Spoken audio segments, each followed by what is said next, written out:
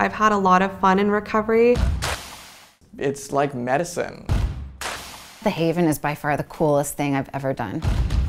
I took my first drink at 12 or 13 maybe. It was a way for us to all kind of do something bad that we weren't supposed to be doing. I blacked out my first drunk and puked on the sidewalk or something. And then things just kind of went from there. And in high school, I started experimenting with amphetamines, so Adderall and Vyvanse, and then 2 Percocets, and then acid, and then I went to college and it was cocaine and it was benzos. And then it was the new experience that got me each and every time. Because I was always searching for the next big thing. You know, okay, tick the box, I did Molly, what's next? So I finally found meth and heroin, and those were the 2 drugs that I settled on. I had an ex-boyfriend tell my dad that I was shooting drugs. That kind of got my dad, you know, on my ass, and he kept telling me, you know, you gotta stop, you gotta stop. I was able to get W's on my transcripts. My family got their money refunded for what they'd paid for that semester. So going to a 30-day treatment and then staying for extended care was the best decision I ever made.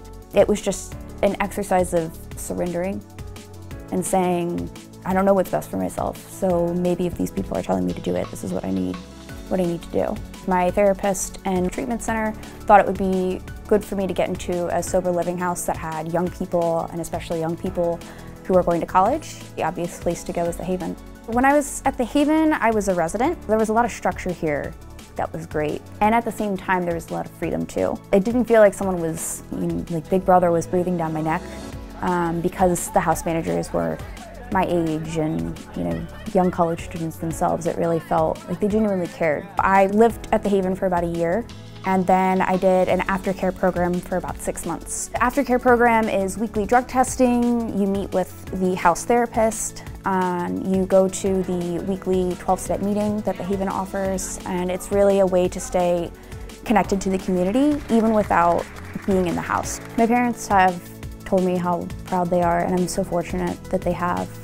You know, I wish I could go back to year 1 me and just like give myself a hug and say everything will get better, because it does. It absolutely does.